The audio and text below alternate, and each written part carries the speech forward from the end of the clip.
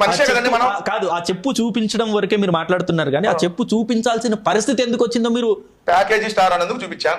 కాదు 3 పెళ్లిళ్ళు గురించి ఎవడన్నా ప్యాకేజీ గీకేజీ అని మాట్లాడితే వాళ్ళని వాళ్ళని చెప్పులు తీసుకొని కొడతా అన్నాడు. ప్యాకేజీ స్టార్ అంటారు, 3 పెళ్లిళ్ళు అంటే మీరేమో సైకో అనొచ్చు, మేమేమో మీరు ప్యాకేజీ తీసుకొని అమ్ముడు పోయాడంటే తప్పు కాదు. వైసీపీ వాళ్ళు ఎప్పుడన్నా చూసారా ప్యాకేజ్ తీసుకోవడం? పవన్ కళ్యాణ్ గారు చూసారా? అదేగా వాళ్ళు అడిగింది.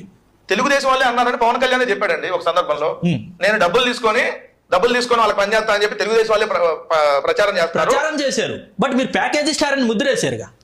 వాళ్ళు ప్రచారం చేసింది మేము చెబితేనేమో ఆయనకి సమ్మగా వాళ్ళతో ఉన్నాడు.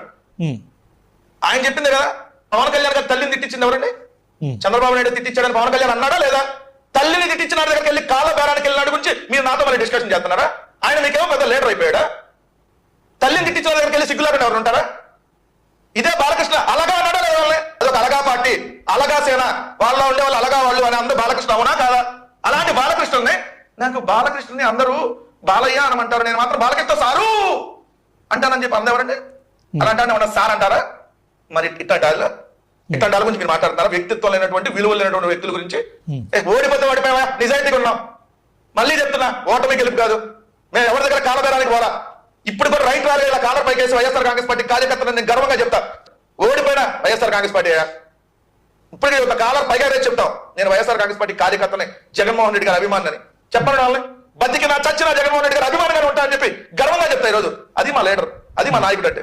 చెప్పండి వాళ్ళు అలా చెప్పుకుంటారుగా. ఏది తెలుగుదేశం వాళ్ళు కొట్టించుకుంటామండి, తెలుగుదేశం వాళ్ళు ఉంపుడు గట్టన్నా ఉంచుకున్నారు అని చెప్పి ఉంటామండి, అది వాళ్ళు చెప్పేది. వాళ్ళకి మాకు కంపేర్ చేయమండి.